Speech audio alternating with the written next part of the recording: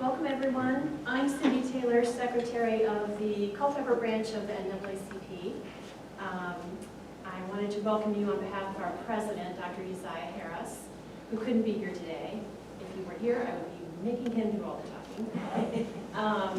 But I wanted to say just a word about the NAACP. We meet monthly. We are here in Culpeper. We also represent Madison and Rappahannock counties. We meet on the third Thursday of the month. Most recently, we've been meeting at Antioch Baptist Church, 7 p.m. on that third Thursday. We also have lately been streaming our meetings on Facebook Live, so you can check in with us that way as well. We have a robust branch. We have a number of committees. We have an education committee. We've been focusing a lot on our local school boards. Of course, we give out scholarships as well. We have a Freedom Fund committee. I think our Freedom Fund chair is going to be here today, Michelle Stinger. She's also on our executive committee. We have a very active political action committee. We have legal redress. We are starting a new health committee to address some issues that we're seeing here in the community with healthcare. So we'd love for you to join us anytime. The meetings are open. You don't have to be a member. I think that's it on that. And then welcome to our panel presentation today on our rich history of African American achievement here in Culpeper. I wanted to introduce our panelists. Zann, I'll start with you. Zann in the blue is going to be our moderator. She is a noted historian and president of History Quest and the Write the Record Initiative, and I think she'll be telling you more about that. She is the interim president and co-founder of the African American Heritage Alliance. She is the initiator and original author of the Virginia Lynching Resolution. She's a member of the Virginia MLK Commission's subcommittee on lynching. She is the vice president of the Orange County African American Historical Society and the author of Alley's Law, an exoneration project. She is a researcher, a well-known writer, an advocate, and speaker. We also have Shelly Tutt, who is a member of the NAACP and a founding member of the African American Heritage Alliance. She's a Culpeper native, a longtime local entrepreneur, as were her parents. She is the founder of Empowered Builders, LLC, where she provides life coaching and leadership training to individuals and organizations. She is a mindset strategist, a speaker, empowerment coach, and author. Shelly is also a minister with the New Jerusalem Healing and Restoration Ministries International.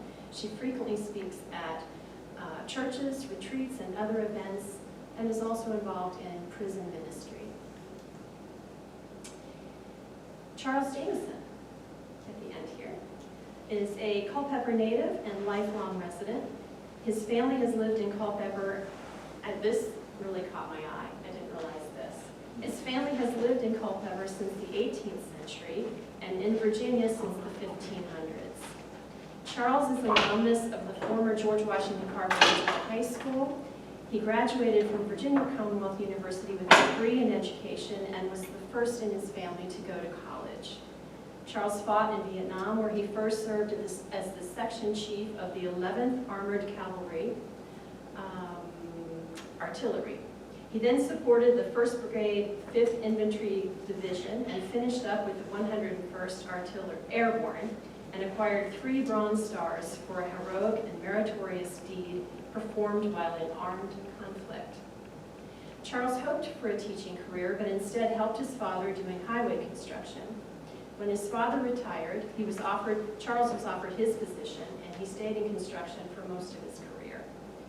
A longtime member of the NAACP, Charles is the recipient of the 2022 NAACP Activism Award, the Culpeper Colonel Award, and the 2020 Scrabble School Foundation MLK Dreamkeeper Award. He is a member and past president of the Culpeper Minuteman Chapter VASSAR. Is that how we say it? Yep. This is Virginia Society, Sons of American Rebels. It's massive society. Charles is deeply fascinated by his own ancestry and the heritage of African Americans and their participation in the military and in the Culpeper region. And we also have with us today Pastor Adrian Sledge. He is a native of San Antonio, Texas, and he'll be able to speak to us a little bit about his experiences with Juneteenth in Texas. He is a father and grandfather and third-generation military. Pastor Sledge served more than 25 years in the Army and the Army Reserves before retiring in 2019. He and his wife Veronica moved to Culpeper in 2012. He has been involved in Christian ministry since he was in his 20s.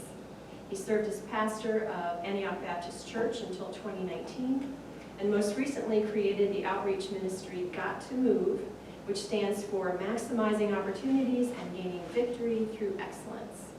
Pastor Sledge is also a logistics management specialist with the Department of the Army. So that's our panel for today, and I know they're going to speak for a bit, and then we will definitely be opening it up to questions. Thanks.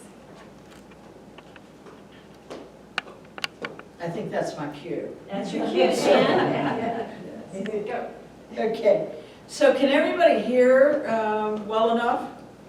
I have to confess that I left my hearing aids at home, and I apologize for that. But when we get to the public forum, maybe you'll project your voice out there a little bit. And as Cindy said, what we're going to have is a conversation up here, which we think you will find informative.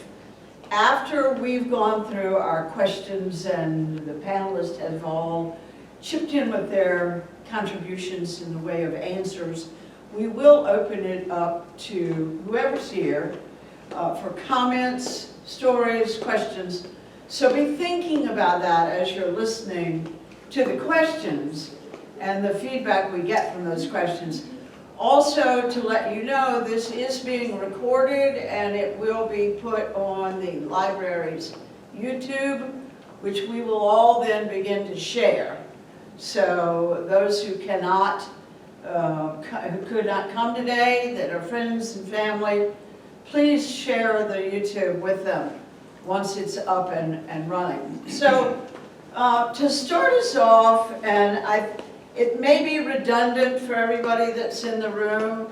Maybe you do understand about what Juneteenth is, but we're not going to assume that. So just a little tiny bit of background on Juneteenth. The Civil War actually was over, and the surrender had happened at Appomattox. But Texas, being so far removed from really where most of the campaigns were being held, and certainly a long way away from Appomattox, Virginia, they neither got that information that the war was over, but they also did not receive the information about Abraham Lincoln's Emancipation Proclamation, which was published in January of 1863. And they didn't get it because it was a slaveholding state. They didn't particularly think they were under the United States government's rules and decisions, and they weren't encouraging their enslaved people to be free. So if they knew about it, they didn't tell anybody. But in June of 1865, a federal officer, a United States officer with his troops came into Galveston, Texas. And realizing that slavery still was in effect there, he made sure that they understood they were now free. And that was technically the 19th of June, 1865. So that is the sort of historical background of Juneteenth. Now there's much more to it than that, and that's what we're going to talk about today. And we're going to start off with a question initially directed to Pastor Adrian Sledge, because Juneteenth started in Texas. Adrian is from Texas, grew up in Texas. So the question for you, Adrian, is what was it like to grow up in Texas and regarding Juneteenth? So, good afternoon, everyone. Juneteenth is very special in Texas. My first experience with Juneteenth and the celebration of Juneteenth when I was about 6 years old. And that was the same year, January 1st, 1980, that Juneteenth actually became a state law in Texas. It was a state law. And the magnitude of Juneteenth was huge. It was huge. It was in our history books. This was something every year. It wasn't just something we talked about. It was actual celebration. Matter of fact, I don't know if you've ever been to a state fair, but it was on that level. It was on that level.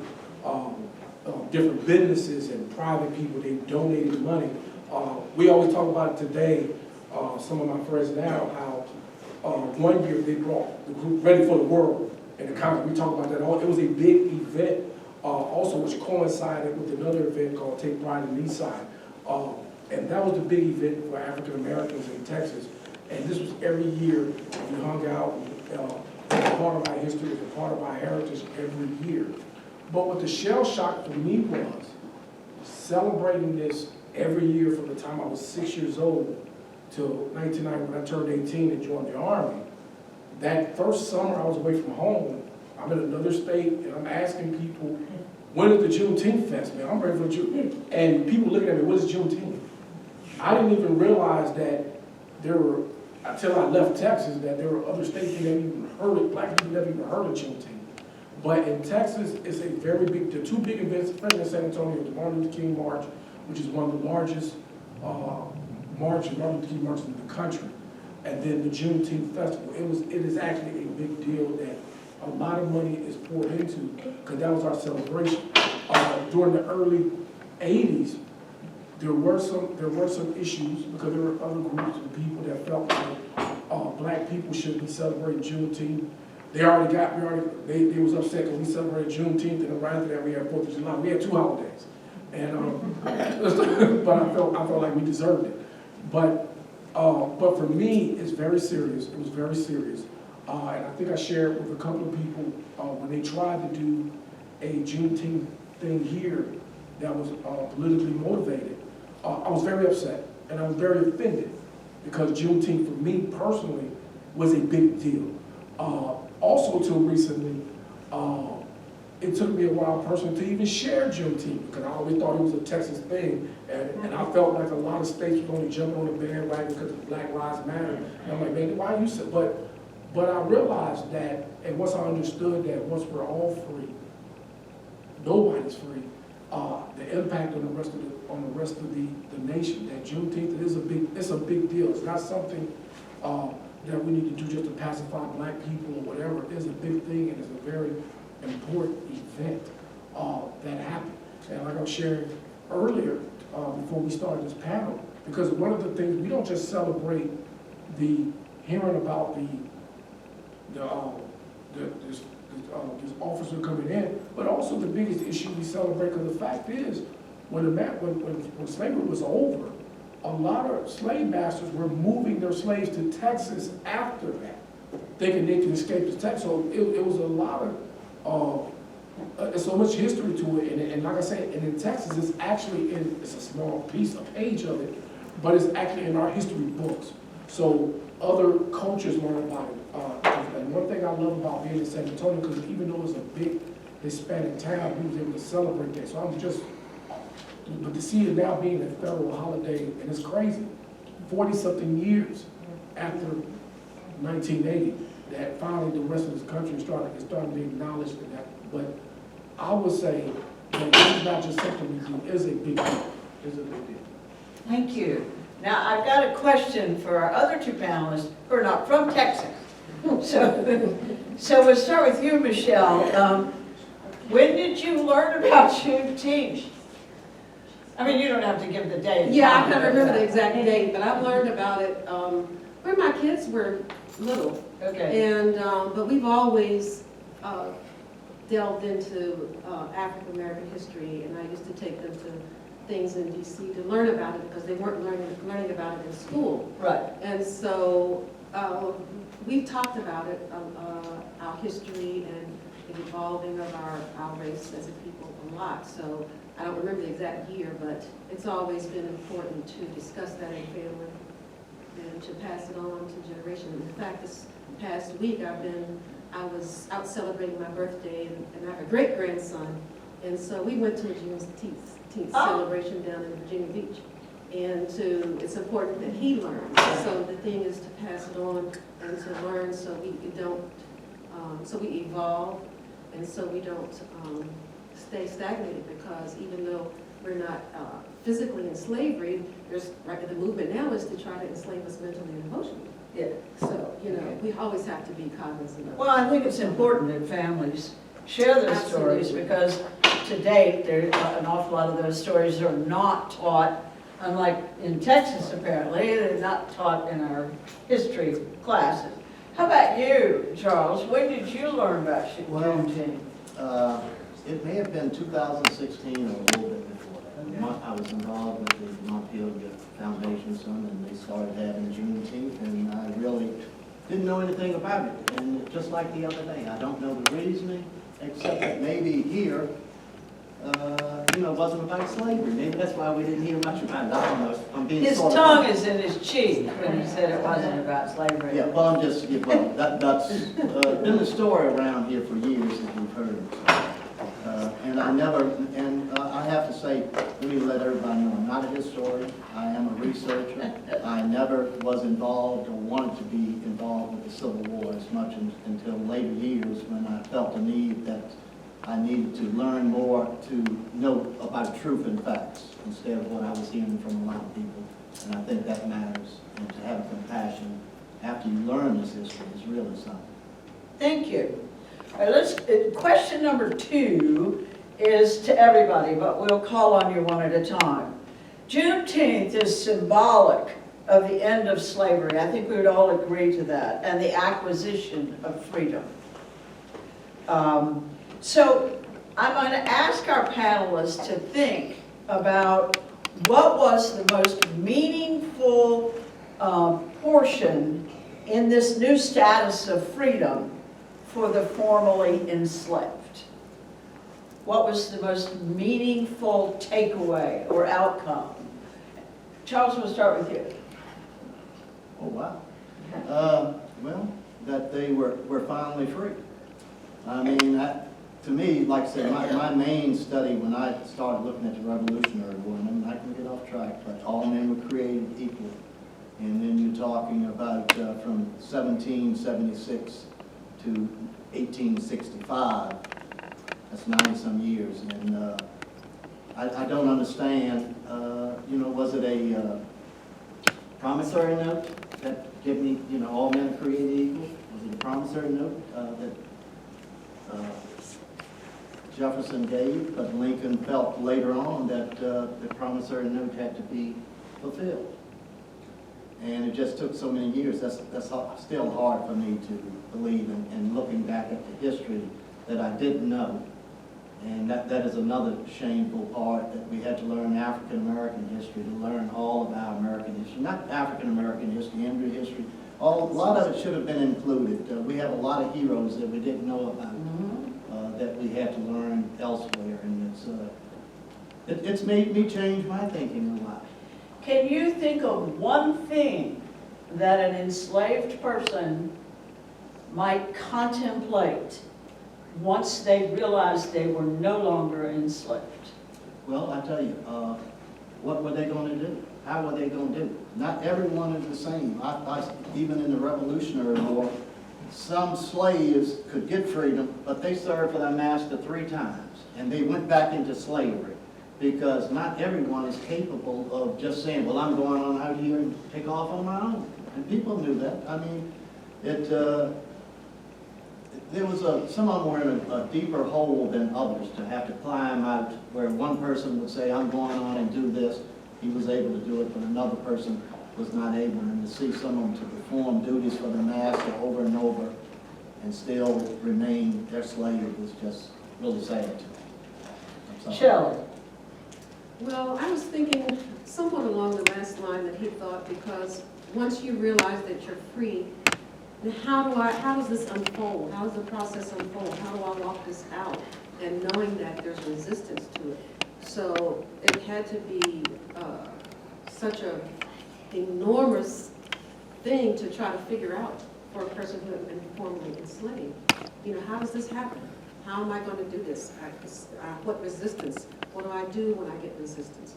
You know, and we know what happened to so many people when they tried to do it, that they didn't make it. So it had to be, go ahead. But what were they trying to do? And I concur completely that the nation handled emancipation very poorly.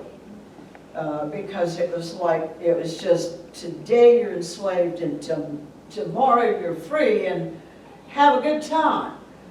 But these folks that were enslaved, a lot of them, they saw what was going on around them.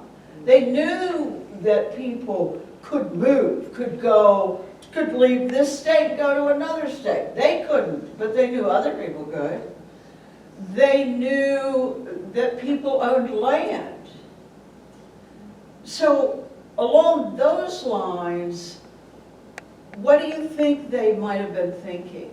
I mean, I think they did have some idea from the research I've done and those who you watch them from slavery to freedom and what they had accomplished. They obviously had an idea.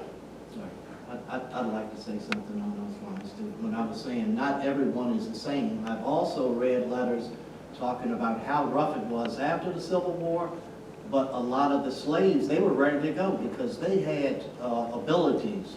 They had skills. They had skills that where they had been working, they were more able to go out than the average white person. Now things have changed and things are so rough.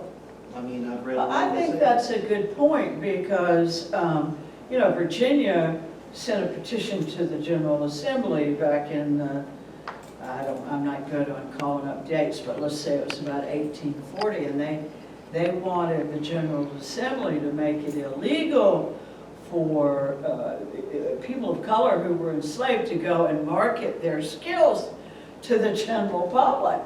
They said that was taking jobs away from the white guys. So anyway, they did have some talents. They certainly understood farming. A lot of people understood farming.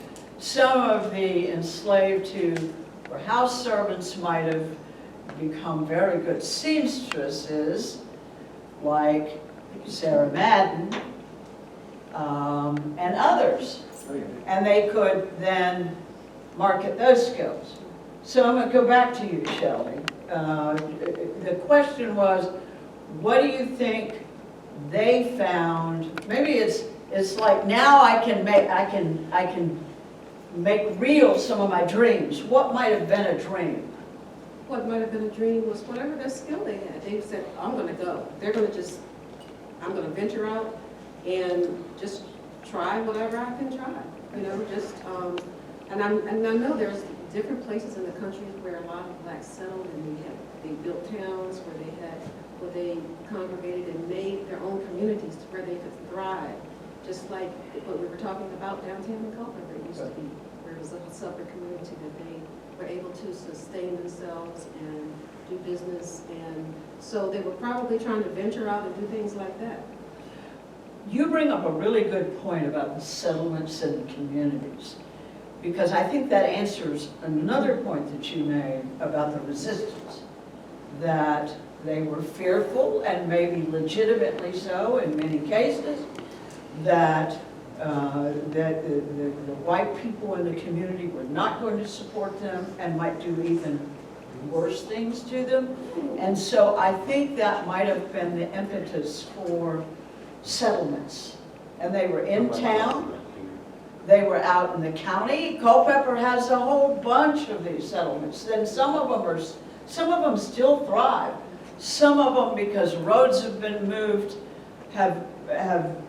they're no longer in existence. That one out there that we walked in Layton, right, just down from Ebenezer.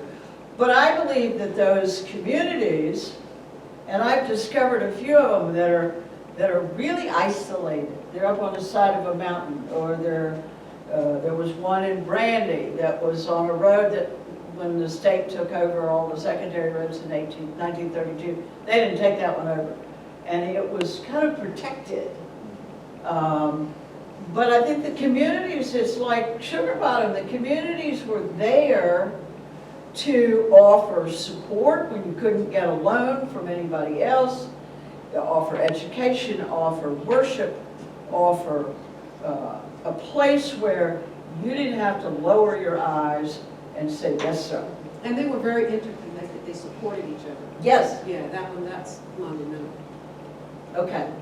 I hope we didn't, we left room for you, Adrian. I'm just listening. I think one thing we want to make clear, that the emancipation-free slaves, but it didn't promise us equality. So that promissory note, Abraham Lincoln did not honor that, period. He did not honor that. Because the point, so the promissory that all men are created equal did not happen when the Emancipation Proclamation was signed. Because there was no intent on us having equality, and it's been proven after that. The Emancipation Proclamation really was it's almost as a pastor of the church. The church knows what the Bible says. The problem is we don't execute what the Bible says. And they put a plan together, they put a law together that wasn't executed properly. I think fear was the biggest thing. Once these slaves got the message, they were going, what do we do now? Because I think they had an understanding that even though there's freedom, there's not going to be equality. We're not going to be equality. And then even in Texas, that's why you have, if any of you have ever been to Houston, the wards in Houston, some areas in San Antonio, some of the bigger cities in Dallas, where African Americans were able to thrive, start their own businesses. But every time he was able to, those businesses were able to get going, they redistrict and rezone things, pushing black people and destroying their businesses or whatever. And I think the resources of African Americans, and I say this all the time, that the level of skills and intelligence of African Americans, one, what proves that the intelligent level? You brought in Africans from different countries with different languages, and they were able to come in here and build this country. That's a level of intelligence, whether you know how to read and write. So then you're dealing with them not able to read. Then you're dealing with slaves who were brought to Texas to try to be escaped from this and new territory that was just taken from the Mexicans. So you're dealing with a lot of emotions, a lot of things. Where we're going to be, we're in a state, but they were able to be resilient. They were able to be resilient. Do I believe slaves had dreams? I'm going to say yes and no. I'm going to say yes. They felt they could be better, but many of them were conditioned in a mindset that they couldn't dream. The few that did dream, the others were taught to destroy those dreams to keep it intact. We were taught to hate each other, which have taken years and generations. And I think even today, we have that problem. As soon as a black person has a dream to do something, there's other black people trying to tear that down based on his. But I think the magnitude of Juneteenth and the importance of years, and I said 1980 when it became a state law, but they have been celebrating this every year in Galveston and in Houston every year. And that even during their celebrations in some of the cities, they weren't even allowed to use the public parks to celebrate Juneteenth. Black owners had to buy land in order just to have a celebration. But when you look back of how and like I said, I don't know Virginia. I don't know the history of Virginia where slavery was rooted and whatever. But I just think that it was a lot of fear, but it was a good step. But I just felt that the execution, and I really believe the execution did not go well because regardless of the public, I don't think they were all in. I think it was more about economics. It was more about, hey, we need to put this in place. But you know what? If they follow it, they follow it. If they don't, they don't. But we're going to put it out there. But the resiliency of ex-slaves to be able to build their own businesses, to be able to prosper and do great things, is phenomenal. It's phenomenal. And we should thank God for the path, but we should always remember what it took to get there, and that we're still fighting for rights that we're supposed to have. Because that promissory note still has not. The The promise is not. To me, all it is a note. And a note ain't nothing but a suggestion. So we haven't got the promise from that note yet. Thank you. Something that wasn't brought up by the panelists, and I'm going to bring it up now and add, this wasn't really in your list of questions, ad lib. So we know, and it's not speculation, it's fact, that slavery and slaveholders decimated black families. And that happened most in the biggest way between the years of 1810 and 1860. 50 years was the domestic slave trade. In 1808, they made it illegal, not that there wasn't a little bit of it still happening, but they made it illegal to continue the Atlantic slave trade. You couldn't import Africans from any other place into the United States for slavery. Did that slow slavery down? Absolutely not. What it did was actually increase the economic demand for slave labor for one big reason. We were expanding. This nation was expanding into places like Louisiana, Arkansas, Texas, Mississippi, and they were all hungry for labor sources because they were making all their money off of very labor-intensive crops, cotton and sugar. Now, the Upper South, which includes Virginia, a portion of Maryland, even North Carolina, their whole agricultural system was changing. It was no longer labor intensive. They'd gone to grains and livestock and did not need as much labor of any sort to continue their economy. But their economy was in the, well, it's a T word, in the toilet. It should be little crabs. I'm sorry. So what they turned to was selling. They sold their enslaved people. Some of the places, I'm embarrassed to say, because it's shameful, went into breeding slaves to sell. And just to give you a few numbers, for all of the Atlantic slave trade, there were approximately 450 Africans imported into what we know of as the United States over about 300 years. In this 50 years, started a little bit earlier, but intensified in 1810.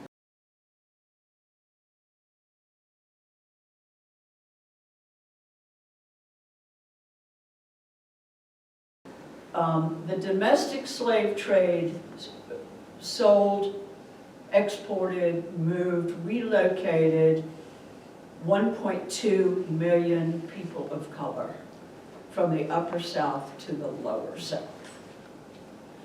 So when people want to argue that we weren't part of we didn't go to Africa and import slaves, we bought them when they were here. We didn't, my family didn't engage in selling. I think they need to look at their records a little more deeply. Virginia was the largest slaveholding state in the Union. Virginia was the largest exporter of enslaved people during that 50 years, to the tune of about 500,000. 500,000 people. Now, to bring it full circle, and I've done a lot of research on about 16 people that James Madison sold in 1834 to his distant cousin, that they wanted people that were ready to go to work, in the cotton fields, in the sugar fields, sugar cane.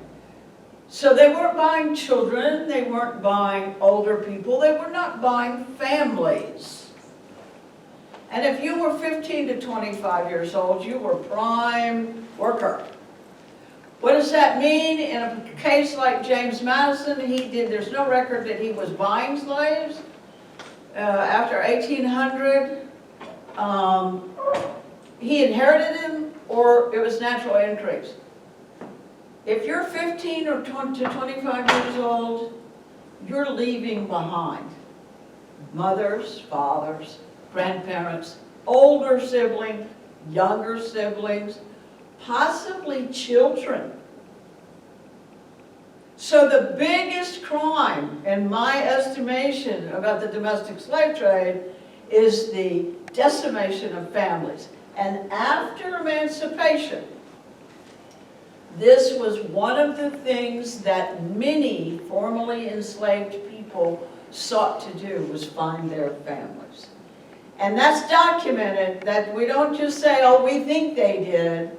The historic New Orleans collection has a database that you can search online. You can search by name, you can search by county, and they have collected hundreds of these advertisements that were put in the newspaper, telling these great stories, not great in that they're wonderful, but in information about, I was sold when I was 15, my name is, I left behind my mother and my siblings. I'd like to try and find them. This was their name. They were in this county.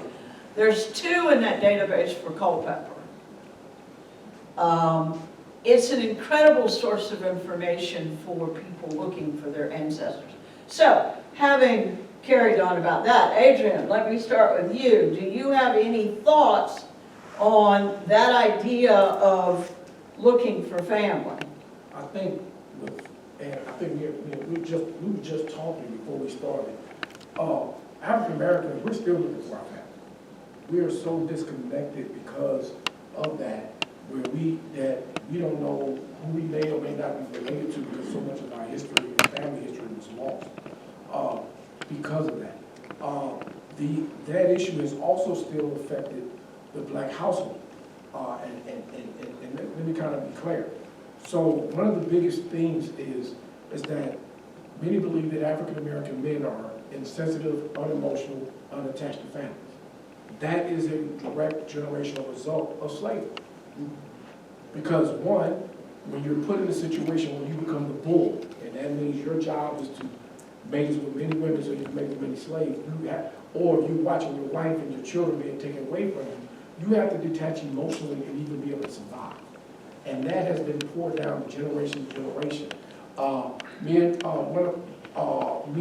one of my family members, they had a concern because my children didn't grow up saying yes ma'am, no sir, which is not a requirement for me. It's yes, no. Because the problem was yes sir and saying yes ma'am saved your life. That was the purpose. It had nothing to do with respecting elders. It was the fact that you had to teach that, because if you didn't say yes ma'am, yes sir, you could be lynched or killed in certain locations. But that did give families an opportunity, if they could, to look for family members, to search for family members, search for their children. And I totally agree. That was probably the worst part of slavery, even worse than the beatings of that, is separating children, separating 5 and 6 year old kids from their mothers, because they weren't considered human, they were considered property. That's the one we have to remember. They were considered property, and to be able, so to be able to have freedom, knowing that a group of people were willing to sell your family, sell your babies, sell your kids. No, what would they do if I'm free now? Because they never showed any, these group of people never showed, pastor never showed any remorse, never showed that they cared. So why would they change that behavior? And like I said, it was a very fearful time. But even today in 2022, black people, we're still trying to figure out who we are. We're still trying to figure out where do we belong in this country. You're like, well, yeah, things have come a long way. You have rights or whatever. Well, yeah, things have come a long way. And the other reality is that, you know, the simple fix is go, you know, if you don't, and I hear a lot of people, if you don't like this country, then leave. No, I'm not leaving. Why would I leave something that I built? That's just the reality. Why would I leave something that I built? Or I had a major contribution that we built. Even in, we look at this great country. This is a great country, one of the richest countries in the world. Why? Because we had hundreds of years of free labor. Hundreds of years of free labor. So it's hurtful when you think about it. Now, have we come a long way as a country? Yes. Yes, we have come a long way as a country. Do we have a lot of work to do? Yes. But that right there, man, there are still black families. That's why we have, what's the little online thing they call where you can find your ancestor.com or whatever. Because there's a lot of, because if I was to ask this young lady, where you come from? Who's in your family? Who you know, who's mixed with who? Who are you related to?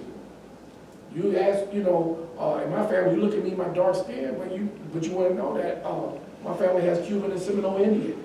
So a lot of us don't even know where we come from, even today, because of those situations. So yeah, I totally agree with you. I think that might have been the worst part of it. And we're going to come back a little bit later to some of the ways you can do that. But Michelle, I know that you are looking at your ancestry now. So what do you think of this whole idea of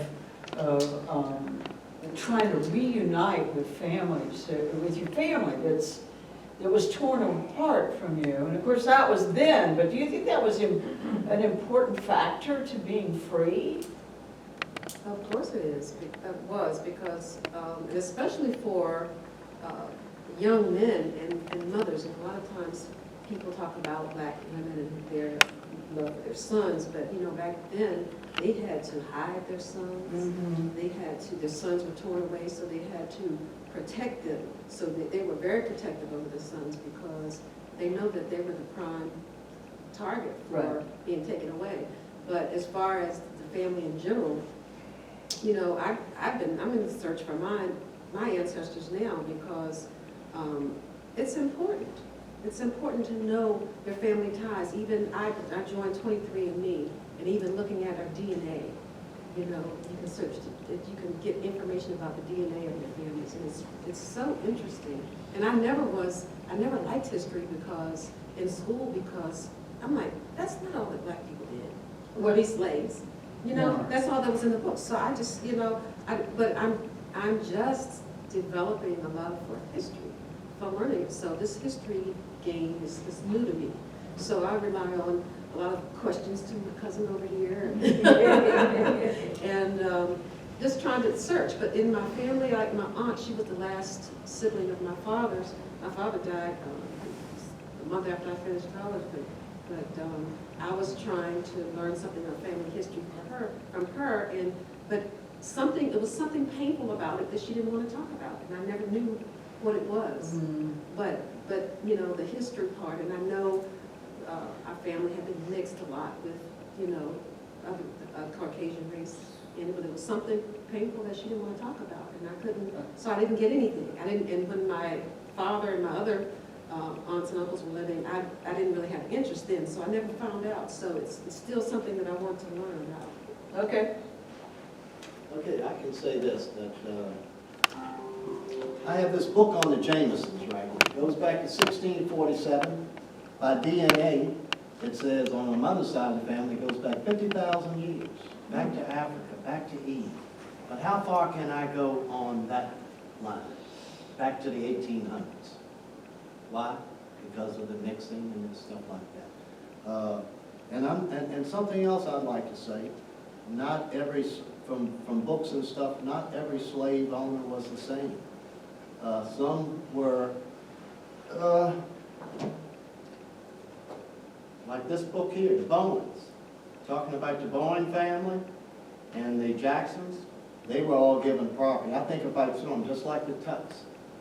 They had a lot of property in New Orleans. With going back and researching, It was Daniel Norman owned the property, got the land grant in Norman, but he was married to a Millie Tutt. Now, they were white, but years later, the mixing with the Tutts, and they owned all that property. I don't know how they did it or what, but I do believe in reading the book on the Bowmans, because his wife she was wheelchair bound.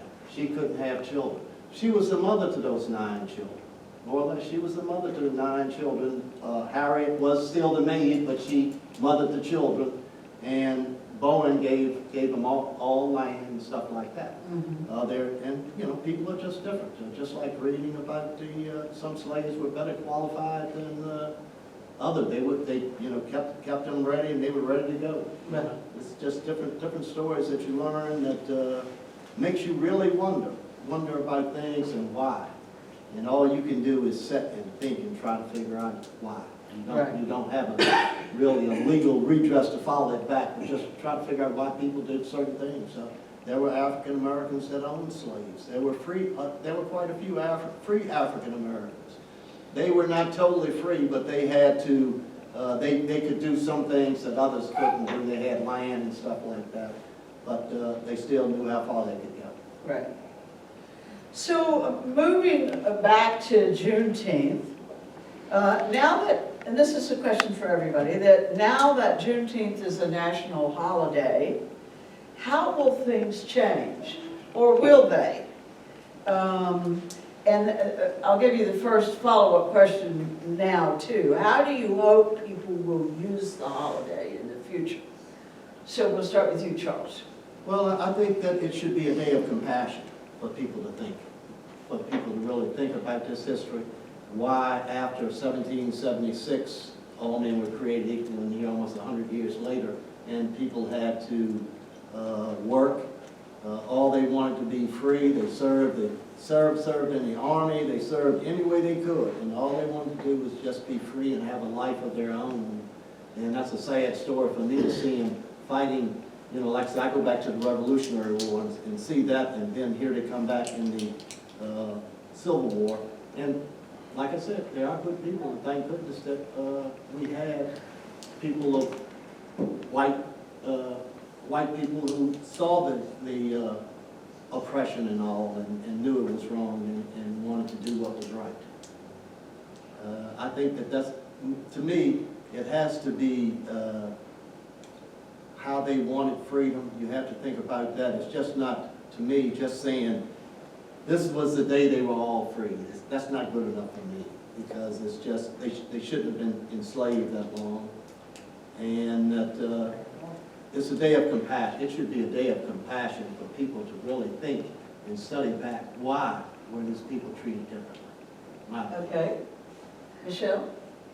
I think it's a time for education for people that, well, a lot of people, you don't learn it in school, so it's a time to educate ourselves if we don't know much about it, and a time to educate the youth, and a time to reflect, because if you don't learn from your history, you could repeat it, and it may not be a physical slavery, but mental and emotional slavery, because people try to, it's always somebody trying to pressure them, So how do you think celebrating Juneteenth, whether it's just the day or the concept and the message, could help with what you're talking about? Well, that's a time of reflecting. As you're celebrating, it's a time for reflecting. If you haven't reflected through the year, you can at least reflect at that time and think about what you can do to impact things in a way that things become better. Okay. All right. Adrian?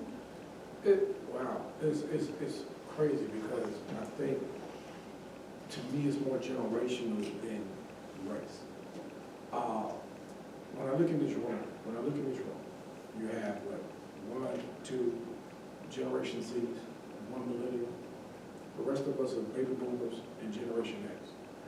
But somewhere there's a disconnect with our generation. There's a strong disconnect. And I encourage those who are baby boomers. I encourage those who are Generation Xers. You can't get young people or younger people to buy into a culture if you don't respect theirs. Period.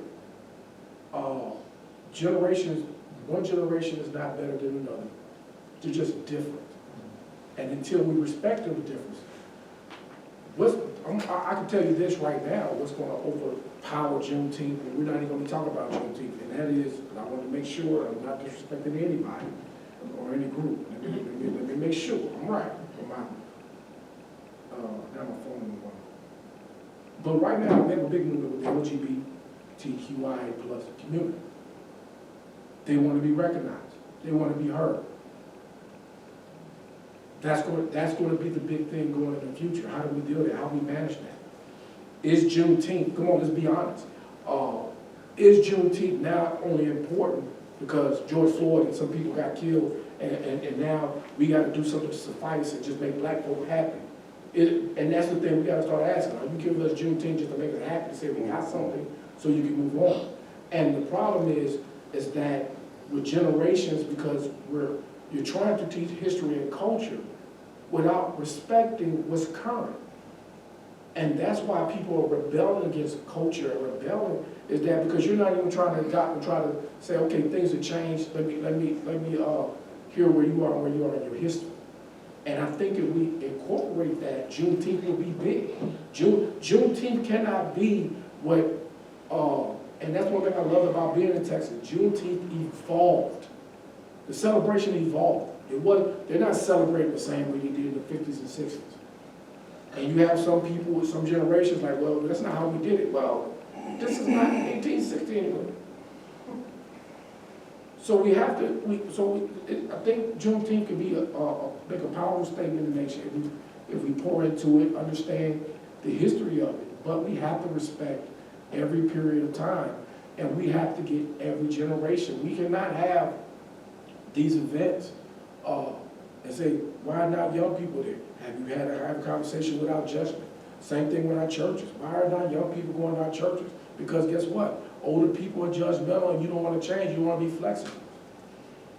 And until we learn how to be flexible, whether you're black, white, or Hispanic, I think we have to learn how to be flexible. We have to learn how to learn from other cultures, learn from other people. Instead of getting on our judgmental high horses, amen? Judgmental high horses and not trying to understand where other people come from. Right now, the focus is, instead of focusing on Juneteenth, instead of focusing on celebrating Juneteenth, the freedom of African Americans, everybody's pissed off. Or why did they get a whole month to celebrate? Well, if you're not gay, what the hell are they going to do with you? Don't celebrate. Celebrate Juneteenth. Y'all see what I'm saying? It don't have nothing to do with you. Don't go to their parade. So that's what we got to do. How do we reach people? I think we got to start developing. And I'm not saying you have to accept those and believe in that or whatever. You have your personal belief. But if you want people to be reminded and understand, hey, this is part of our culture. This is our culture, not just black culture. This is a part of our American history and culture. This is our thing. Because guess what? Just like I'm going to be eating some barbecue or something tomorrow, guess what? On 4th of July, I'll be doing the same thing.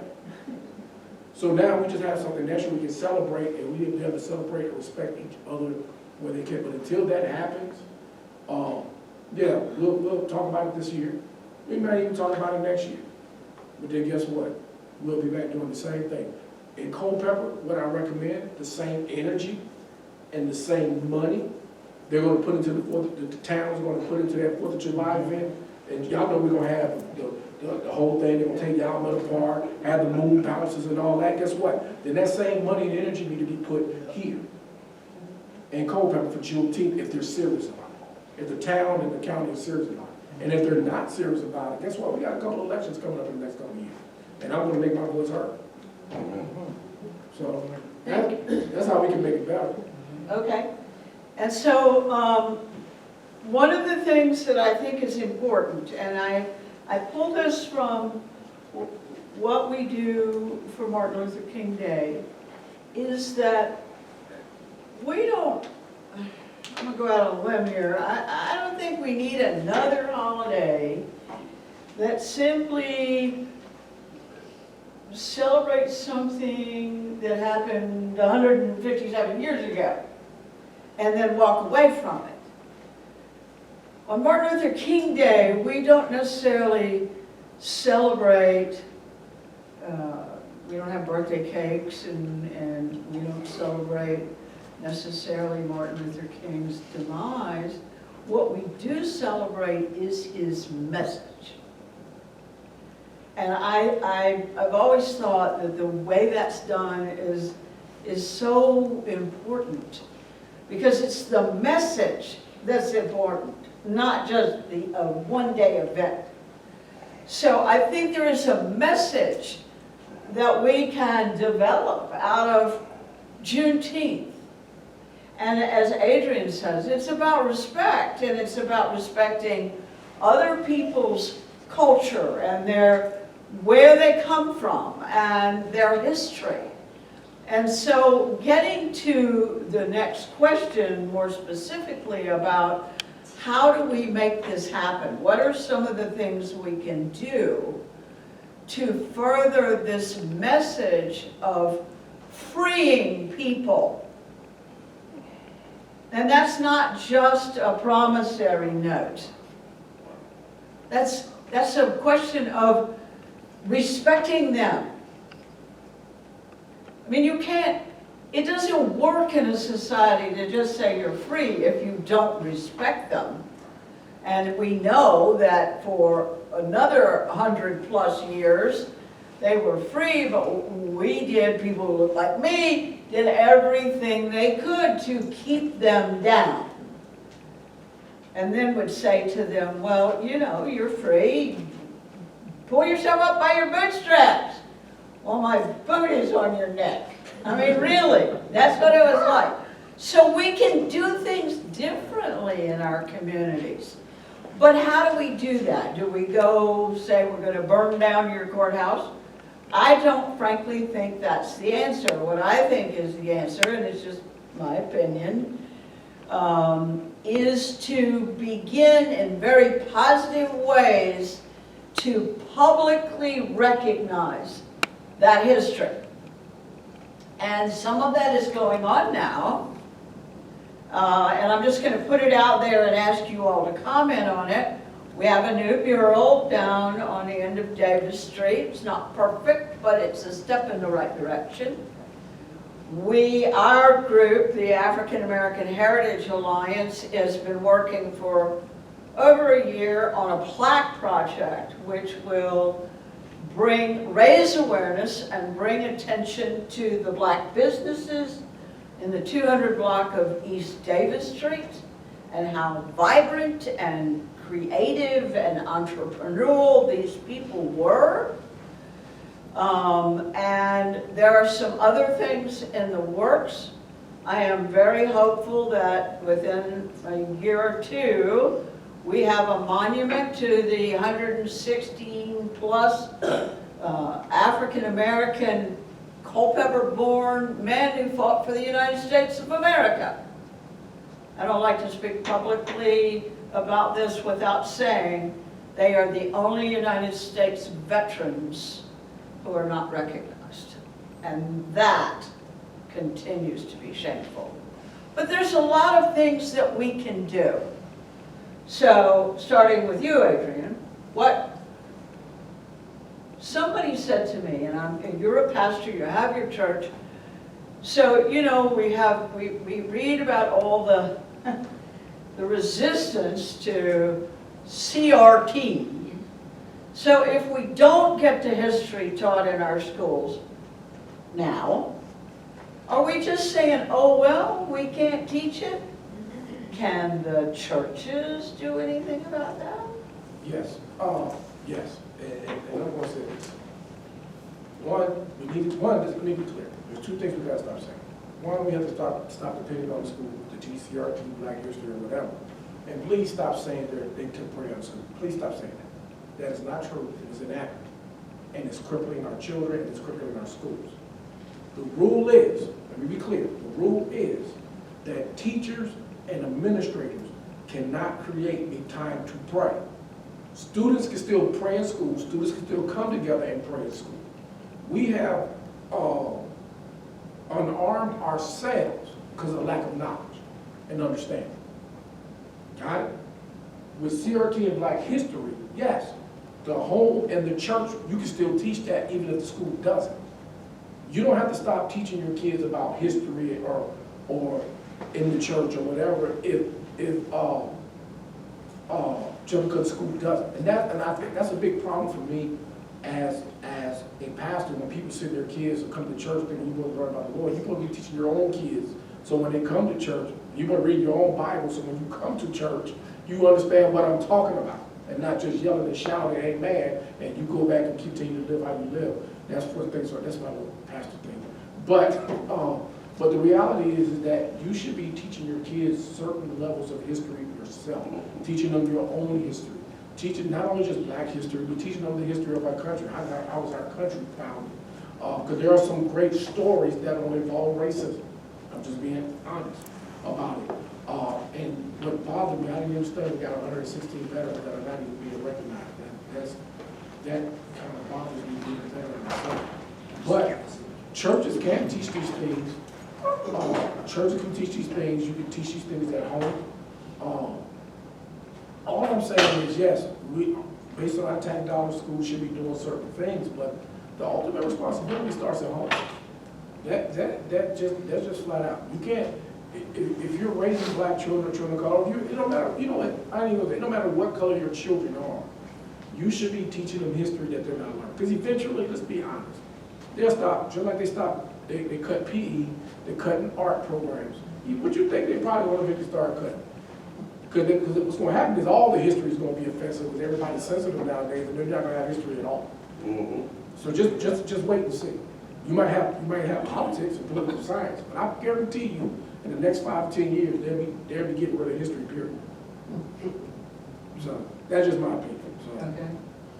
Shelly, what do you think of the communities like Culpeper? What do you think we could be doing? Well, I think we could be embracing diversity.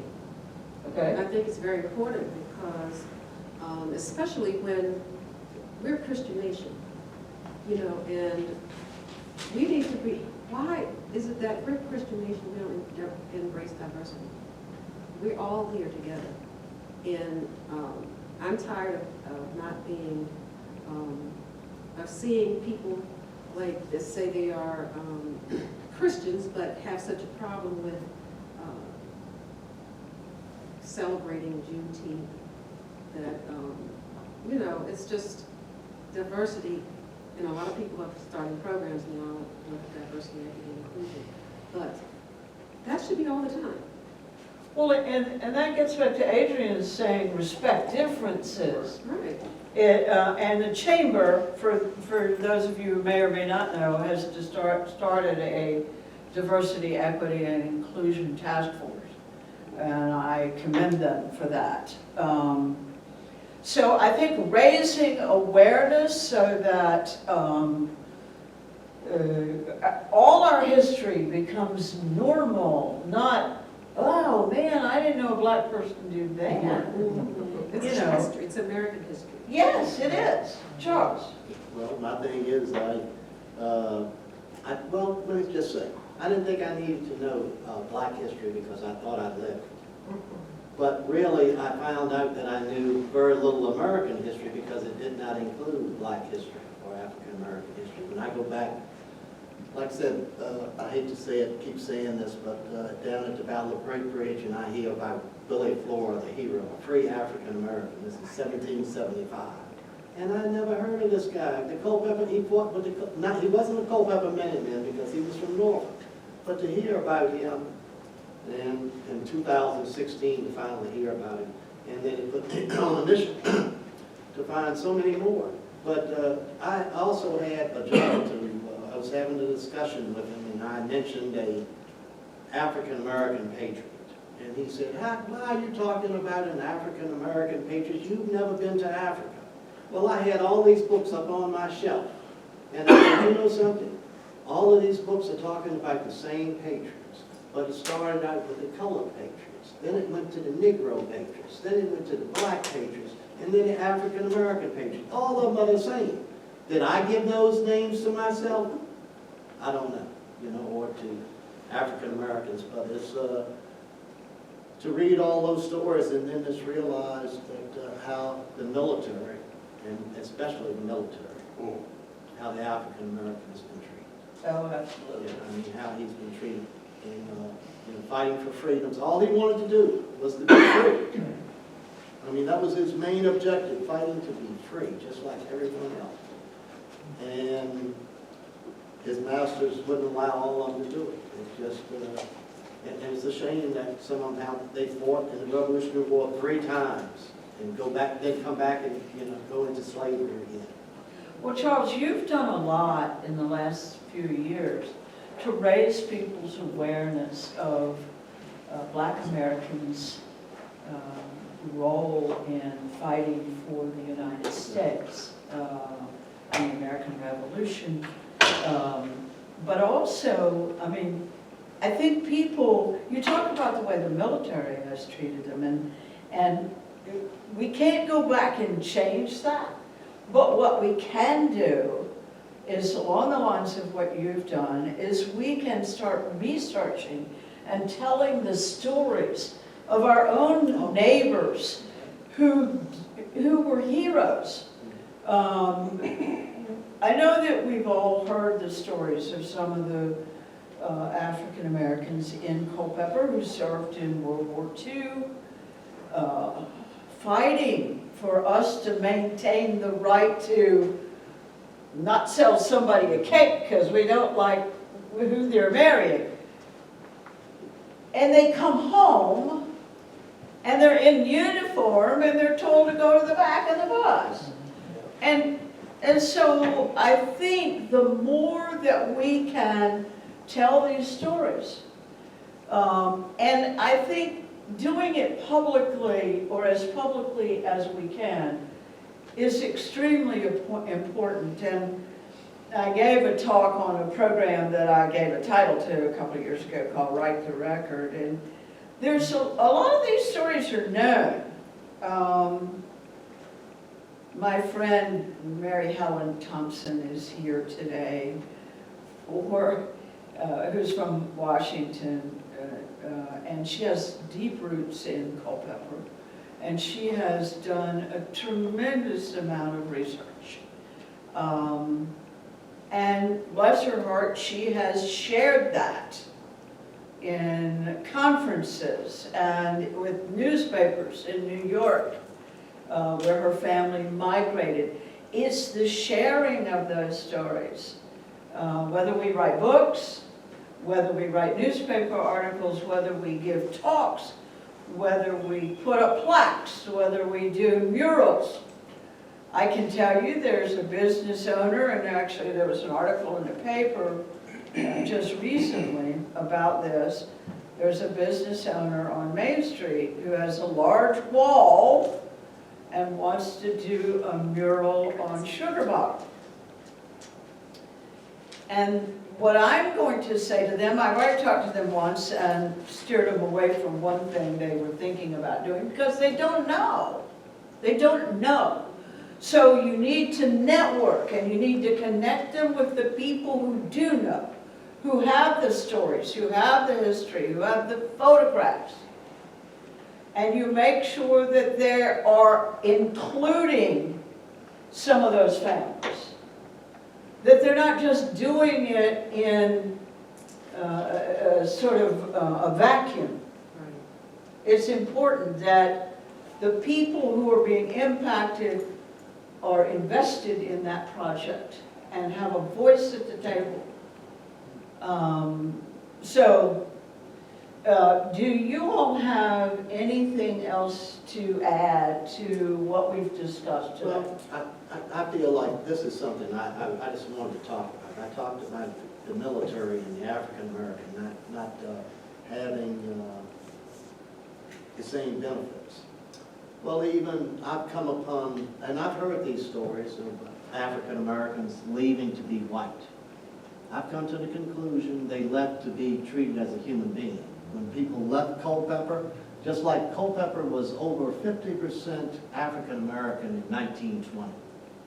Now we are about 13.6%. Now why do you think people left here? this is something and people would leave to have to work. But some of them, I just got this, my cousin brought me this obituary from a cousin that we would only see maybe once a year. We come down with his family from Philadelphia. Well, his obituary said he was a Boeing engineer. He worked for Boeing. He had volunteered in World War II at 17. He earned a Silver Star and 4 Bronze Stars, being a Navy gunman. And I'm realizing then, I said, oh, wait a minute. He was serving as a white soldier. Okay, well, he goes to Philadelphia. He's working for Boeing. I had another cousin tell me about, and I heard Charlie Yeager and my cousin Uncle Will talking about, both of them served in World War II, and I've heard of other guys telling me that they had been put in with the White Army and stuff. But Uncle Will had served with the White Army, he said. But he came back here to Culpeper, and he went out to Rochester Ropes and got a job. Within 2 weeks, they said, I'm sorry, you're back home. We know who you are, you know, and his job. So, I mean, it didn't make any difference. When you were home, you could be treated different. It didn't make any difference what army you served with, who you fought for. But I do tell everybody they have a right to speak up, because a lot of African Americans have fought for our freedoms, just like all white soldiers, and there's no reason for us to deny ourselves of speaking up, because we have had people to fight for those freedoms. Thank you. Anybody else? I'd like to share a story, and I don't remember the first part of it that well, but it was a museum that was doing research, and they were digging up bones of people down in the South.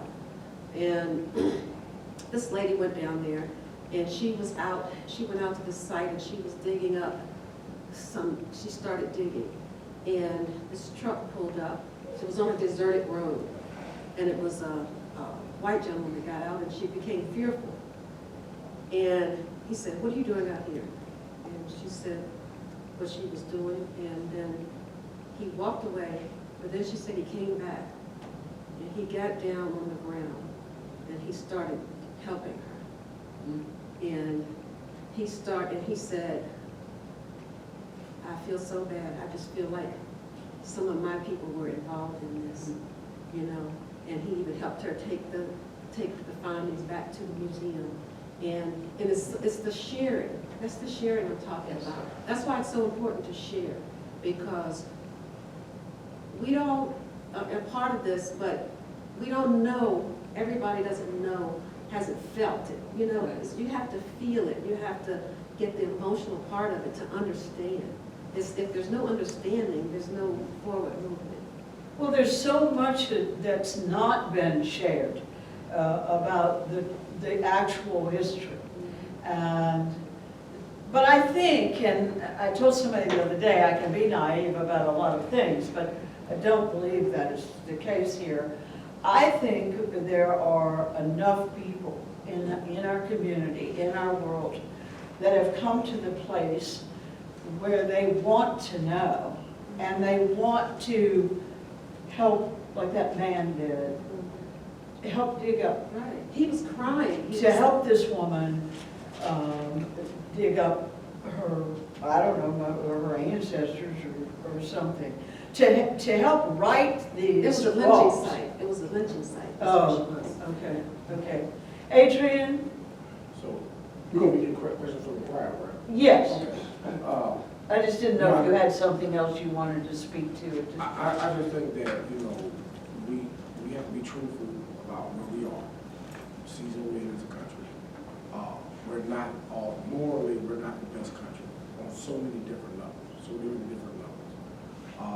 But I think if we learn how to respect each other's differences and understanding the truth about who we are as people, black, white, Hispanic, or whatever, but understanding that we have to teach our history and teach it from a perspective of truth, and not rely and stop relying on the media to get our information. The media is there to destroy us and to divide us. When you watch Fox News, CNN, Headline News, that's the media. They're gonna tell you whatever they most of the time they be lying. Most of the time they be lying. Y'all, we believe it, and we mad at somebody because what Fox News said and what CNN said, then we find out at the end of the day, because guess what? At the end of the day, I'm going to tell you exactly what them people are saying and Fox News is doing. After they leave that, they're probably in the same studio, in the same building. Fox News is in this room, CNN in this room. Guess where they're going after? They're going after eat afterwards. Laughing at the fact that they have divided the nation again. So we got to be inclusive, love one another regardless of our differences, and teach each other about our differences, and that what makes our country great, that we're so different.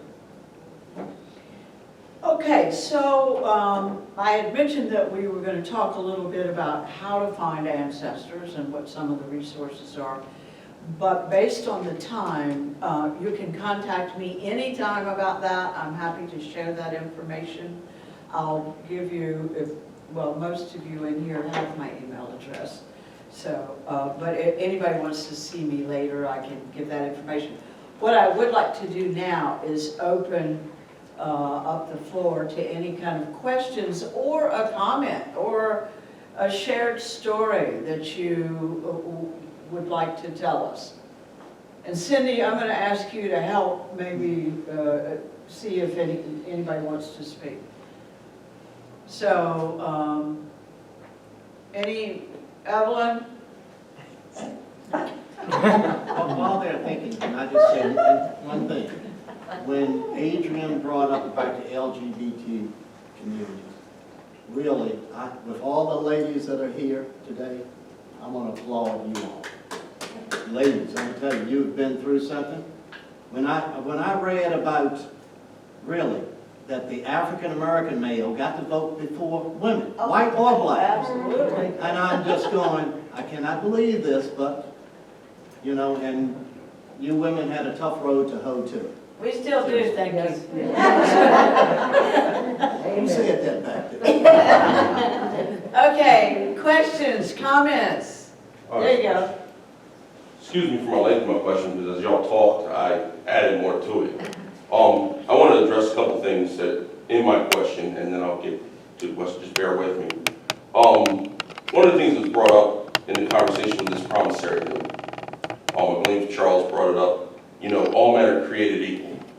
That was, I personally believe, by historical knowledge, it was a promissory note, based on the reading I've done about Jefferson. You know, I believe that he truly believed that all men, everybody, was created equal. To what Adrian said, educating at home. All of my education, historical education, especially my black history education, came from my single white mother, growing up in Wilmington, Delaware, okay? Where race wasn't a thing, but it was a thing, okay? Wilmington, Delaware has the distinct honor of being the longest occupation of a U.S. city by the military outside of the Civil War. And that was after the Martin Luther King riots. The state governor kept the National Guard in downtown Wilmington. Coincidentally, there's something about downtown Wilmington, those troops need to stay there, okay? And that's where my education began, okay, when I look at black history. But going back to Charles's point, we had the Declaration of Independence. We had the 3/5 compromise in the Constitution. We had the Emancipation Proclamation. We had the first Civil Rights Act that was vetoed by Lincoln's well, then he was president, but vetoed by Andrew Jackson in 1866. Johnson. Andrew Johnson, sorry, Johnson. They all sound the same to me. And then we, you know, come forward, we look at all the times that African Americans have fought for the military, fought for this country. We get to 1864, we have a Civil Rights Act. It passes. 1868. 19, sorry. You good, man, you good. Let me talk, man. Yeah, sorry, 1964 and 68, okay? And we come forward to where we are now, okay? We have all this tension in our nation around the subject of race. Wherever that came from, you know, everybody can sit in here and debate all day. But my question ultimately is this. Culpeper is in a particular space right now where we have the ability to make a huge difference in the state of Virginia specifically, based on the people that we elect. Adrian referenced the politically motivated Juneteenth. Well, the politically motivated Juneteenth was someone of African American descent causing a political organization to have to acknowledge Juneteenth. It was a person of African American descent going to a councilman here in town of that political organization saying, hey, you need to acknowledge Juneteenth as a body. Okay? That's how things happen. It isn't always beating the drums, setting fire to the community, so on and so forth. Sometimes it happens that people of like minds can go and get things done. But when you're yelling and screaming, you're not going to get it done. Okay? So ultimately, my question goes to the promissory note. I know that was a long way to get here. Okay? At what point do you think, or would you say, let me rephrase that. How do you think, and at what point, do you see or say that that promissory note's been honored? Where does that promissory note come paid? Because even Martin Luther King, everybody talks about I have a dream. That speech was actually called the bounce check speech. And it had to do with the Emancipation Proclamation. And I'll Great question. And here's the thing. I think, to a degree, we have gotten there to that point. But then let's just, and I look at it from a bigger picture outside of just rights. So that promissory note has become a problem because what happens is that when an oppressed set of people are oppressed and they finally come out of their oppression, they start oppressing other people.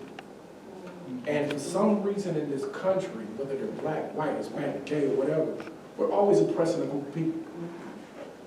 We're always oppressing a group. So as African Americans, yes, I believe we have come a long way. We have gotten a lot of things that we didn't have before. It's very difficult to really say, they're still acting like the 1960s.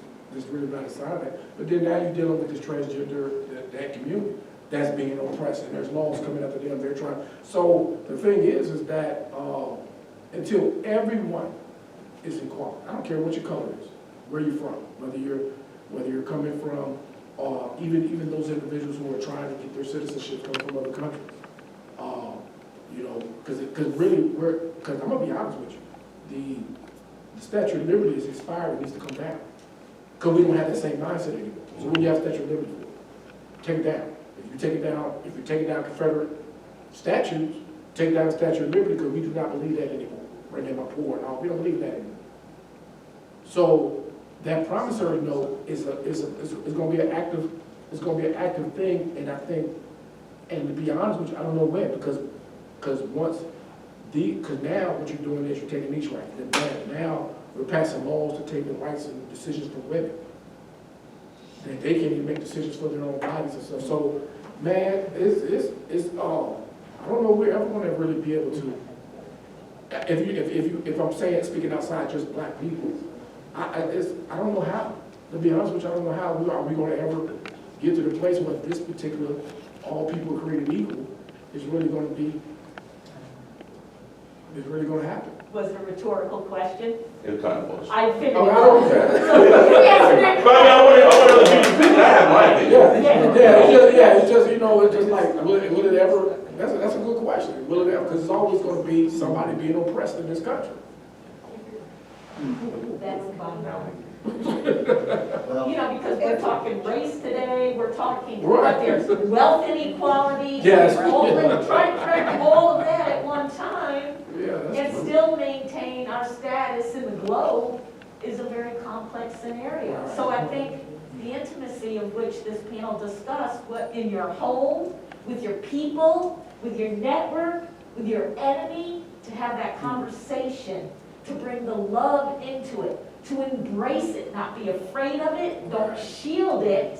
It will blossom. It will never get to be paid back. But your life your personal life should benefit from those daily rituals or activities, in my opinion.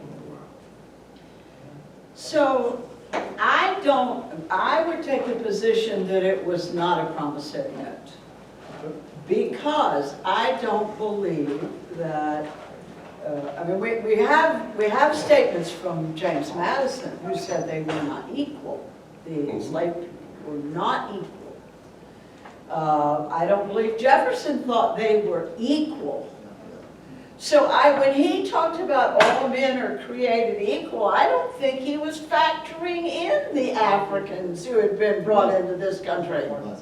However, I do think that the nation has evolved. Has it done it fast enough, or are they finished? No.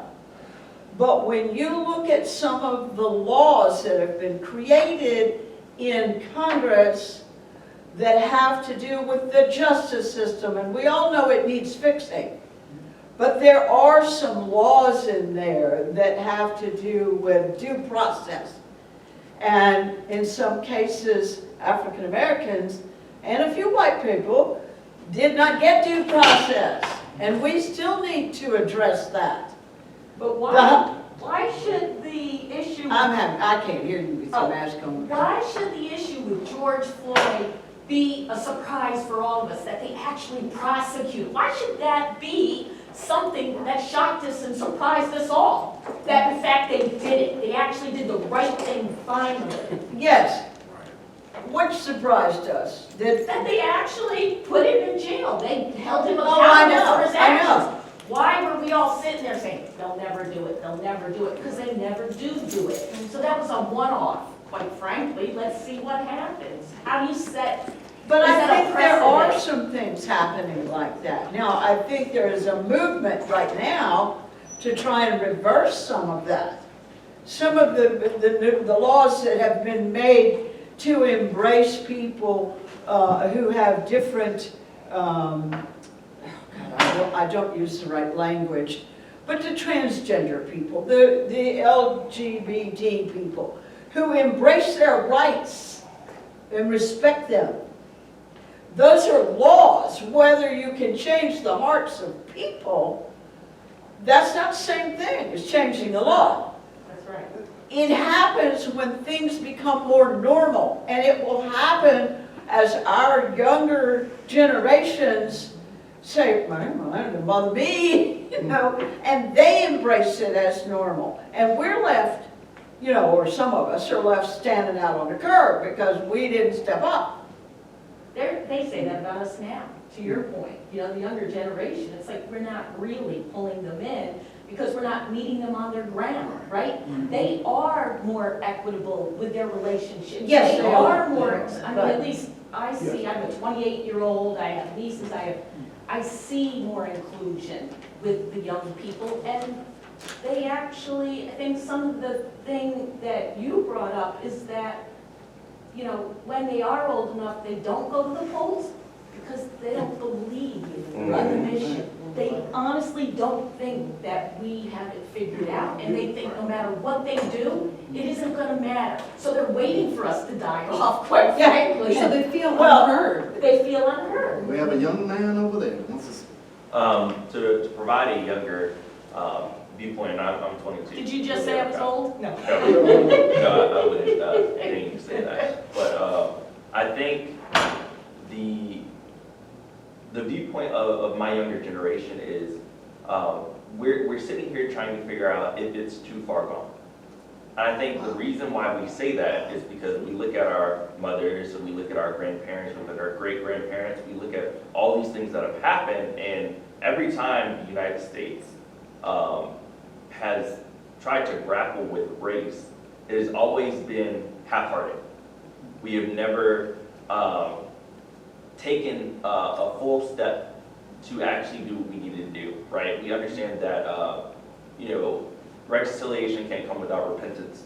Repentance involves a complete statement of truth and then a reversal from that initial wrong. We understand that, but our country hasn't done that. And what we do see is a lot of people, you know, from being young, being told, wait, right? Or these are the ways that you do things, this is the acceptable, like acceptability politics. I think my generation and the generations that are coming behind us aren't so much concerned with acceptability politics because we don't see what it's, we don't see the progress, right? And a part of that is because we don't have the education, we don't talk openly about the progress that's made, but I think we hear about our history a lot. For those of us who live, or from those of us who come from families that talk about it, but the concern is, what are we gonna do now, right? We see that some of the history that was put in place, like the Voting Rights Act of 1963, was gutted in 2013. Shelby County v. Holding, right? All those things that were, those laws and those practices that were put in place are under threat and have been under threat for the last 20 years, at least as long as I've been alive. So I think the goal no longer for my generation is learning so much about the past. It's defending what we have now and hoping that there's a way to get full equality. And I think you see that in the movements that we've seen in the last 10 years. You see that, and you see the frustration and the anger and the passion, and you know, young people who understand that for so long. This, you know, the promise, you know, they spoke about the promissory note of the Constitution, coming to understand that this system wasn't necessarily built in a way that factors us in from the beginning. I think that's a hard realization, especially when you grow up and you're not confronted overtly with racism, right? I never had to go to the back of a restaurant, right? I never had to go to the back of the movie theater. I never had to do that, right? But my grandparents did, right? I never had to be necessarily in fear for my life about, you know, my place of worship being attacked, but my place of worship was burned down twice by Confederates during the Civil War. We have this understanding, but it's not necessarily positive, and it's not necessarily the greatest outlook. I think it's more so we're looking at, okay, what is it that can be done, and what will it take? Because these processes that we've been trying, just like the law can be written, it can be unwritten. And when we see that now, just like laws can be put in place, courts can strike them down. That's the nature of the American legal system. And we see it left, right, and center. We see, you know, there was just a fervor the last month about the draft opinion that was leaked about Roe v. Wade. Something that should have been considered established law for the last 70 years, almost 60, 70 years, I think. Right? Those rights that we have are so fragile, and the processes that we use to get those rights can be easily manipulated. So I think the thought process is, what do we do to make sure that this fight is the last time that we have to fight for this? That's good. Thank you. That's very good input. Okay, you know, one of the things you said I was thinking about is that we have to be careful as older people that we don't minimize people's passion just because they've never been through it. And we do that a lot. We minimize young people because we want to be so quick. Well, you don't know anything about that because you didn't go through it. So what? I have to actually physically go through the experience and know that it's wrong and want to have a conversation about it. And that's where we, you know, but that's why I said about these generations. And the thing is, I was sharing with a guy. I got two good friends of mine. One, he's far left, and I got another friend that's far right. They're actually twins. They, like Superman and Rosario. And this is what I explained to them. I said, here's the problem with this country. We're battling between Democrats and Republicans. Which one is better? Republicans say, well, we're Republicans and we free the slaves. And the Democrats put all these Jim Crow laws in place. The Democrats say, well, Republicans, here's the problem. The problem is not Democrats and Republicans. The problem is because here's why. I said it's not a problem. Because there have been times in this country, since Congress has started, the Democrats with the majority in the House and the Senate, nothing changed for black people. Amen. Thank you.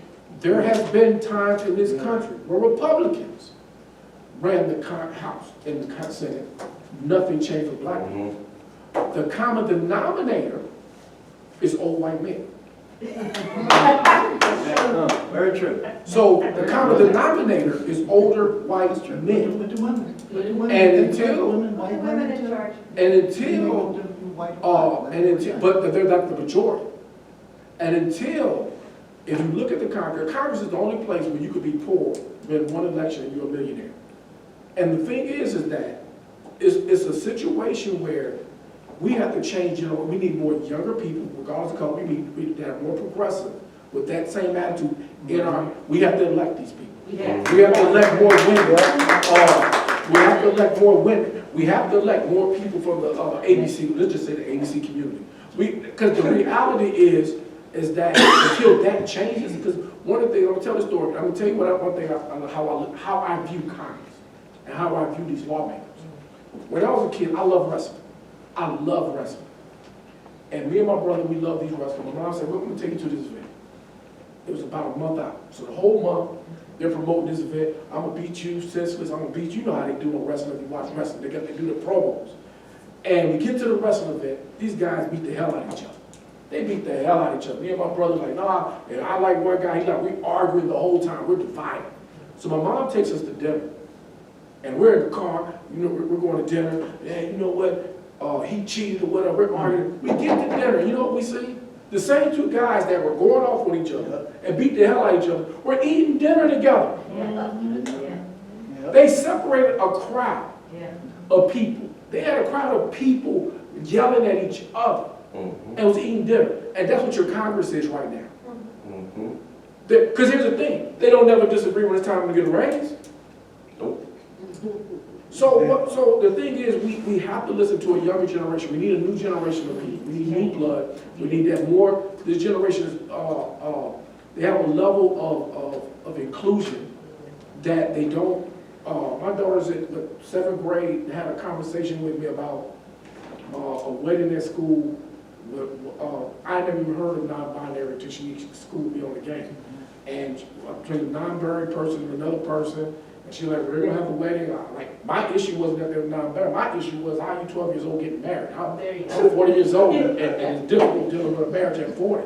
How do you get married at 12? How do you define marriage, by the way, also? Yeah, at 12. At 12, really? Yeah. So, but it's just, we have to, the mindset, we have to change. We have to be able to work with younger people. We have to be able to kind of listen to them and see what they're standing, because they're looking at things from a viewpoint where we can't change. But until those things happen, until the law, if you just the common denominator, who's in office? Adrian, thank you. Can I correct We want to real hear quick? from the, That when I was a kid, I was into wrestling stuff. Come on, man. Tell the truth. Okay, I'm still in the wrestling stuff. okay. Charles had a comment, and then I think we're going to have to bring this to a close. Yeah, I just wanted to say one thing, that I don't go with give me liberty or give me death. I go with all men are created equal. 1776.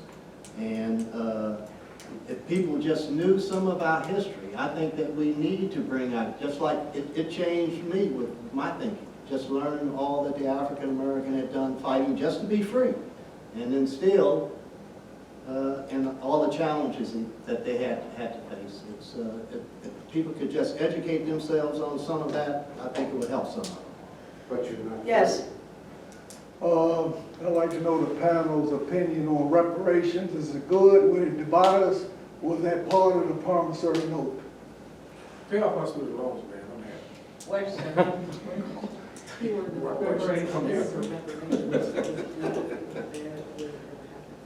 Okay, because you asked the question.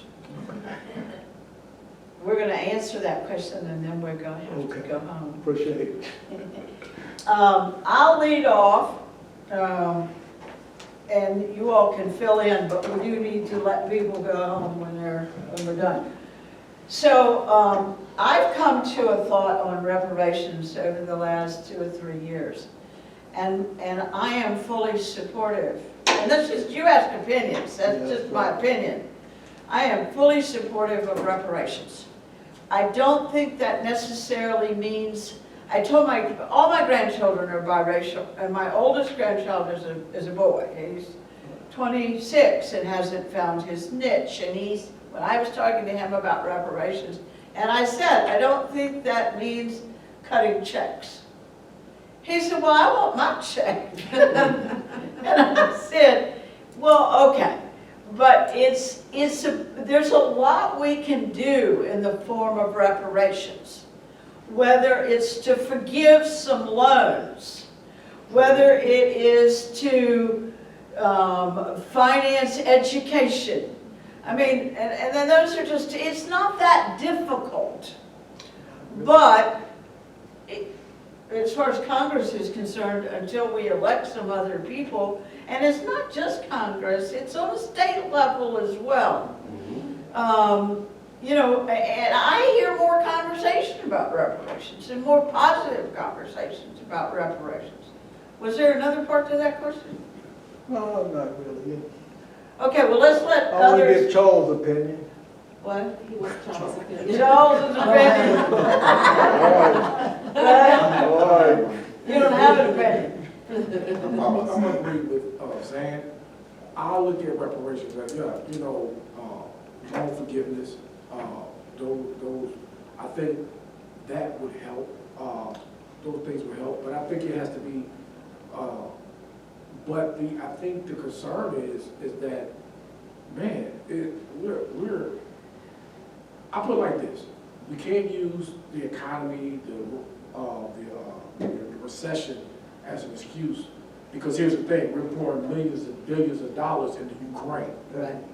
We spend a lot of money outside this country, and we don't spend enough money on the individuals in this country. Native Americans, they're getting taken care of. Some Asian Americans, they are being taken care of. And that's what I mean. I don't get into this Republican Democrat. The bottom line is that we didn't get all these promises you made. We didn't get no laws to protect black people. So what I'm saying is reparations. I believe it'll go well. Well, I think like forgiving loans would be a great idea, especially like if you say all the African Americans, you forgive our student loans. And I'm not advocating for myself. I'm just saying.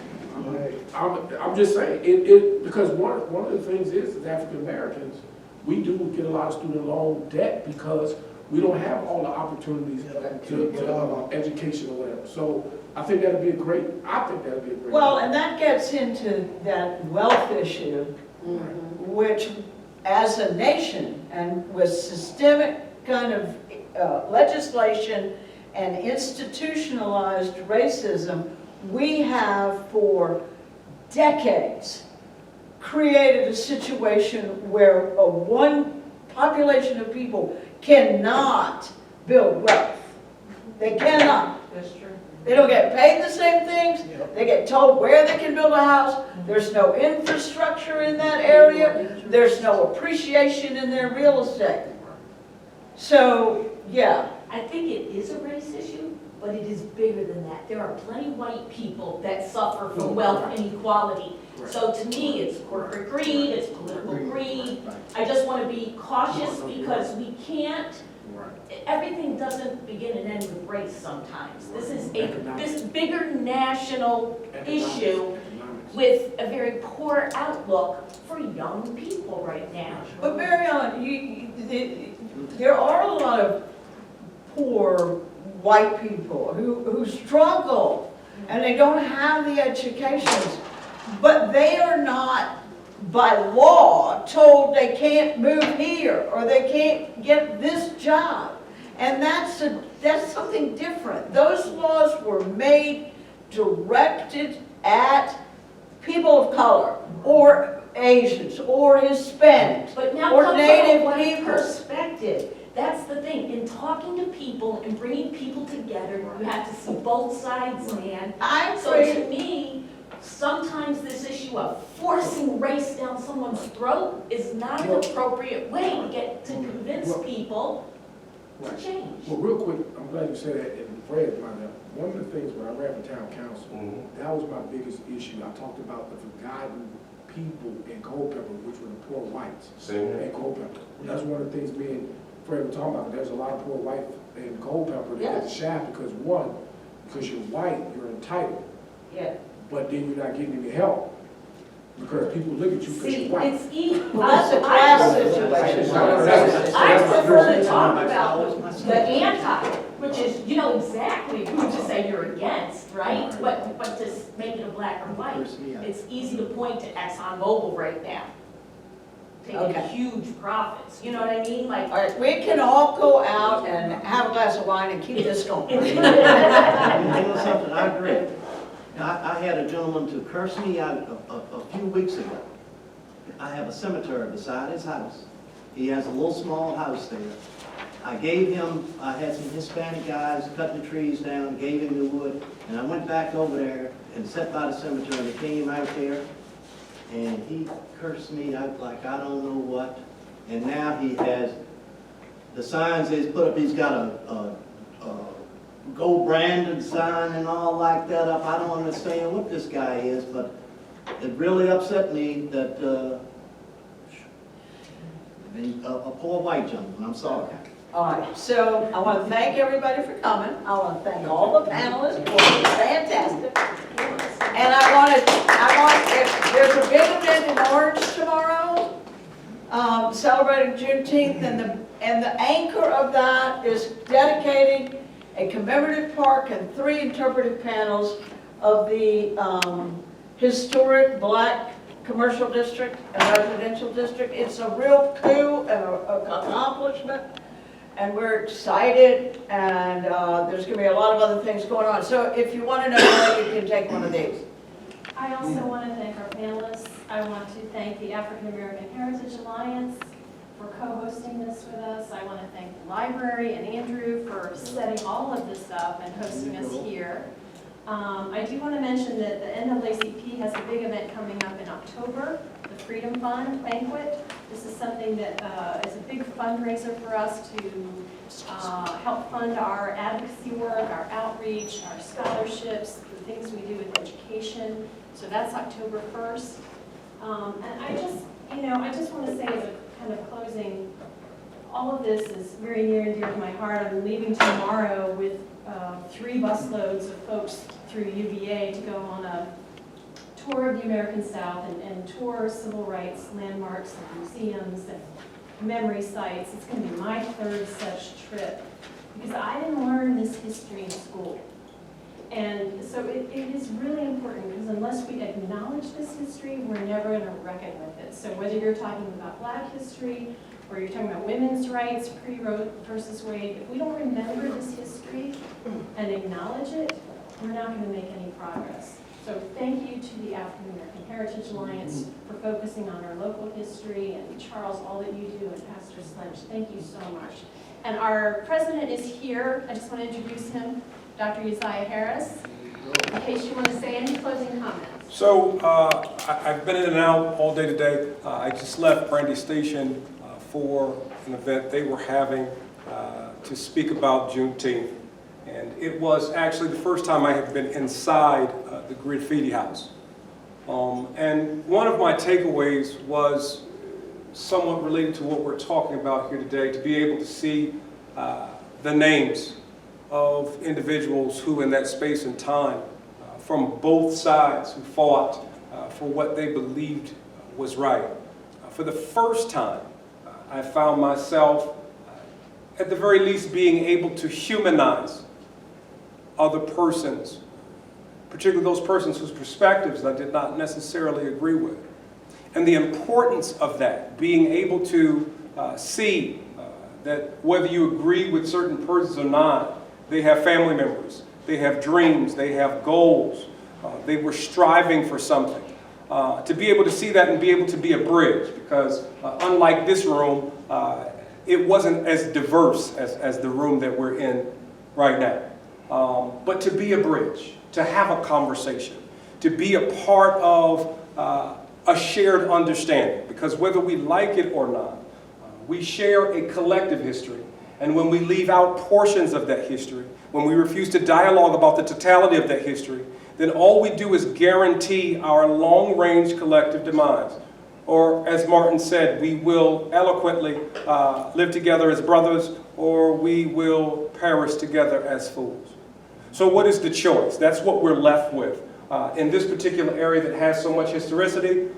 In other areas across our nation, we are a multi-ethnic, multi-racial society. The sooner we get to that place, being able to allow voices, all voices to be heard, being able to approach history not with fear and not with belligerence, but with an attitude that says we're going to walk through this together because we are inextricably bound, and hopefully our future looks better than our past because we are willing to be tolerant of each other. So thank you all for being a part of this.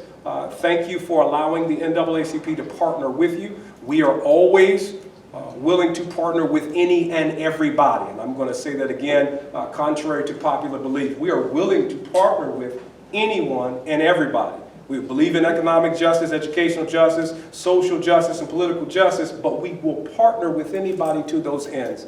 So let us seek places where we can work together instead of work apart. Thank you, Cindy, for holding it all together and doing all the things that you do. And hopefully you go away from this space with some messages to your neighbor and the larger community about how we can be a community. Thank you.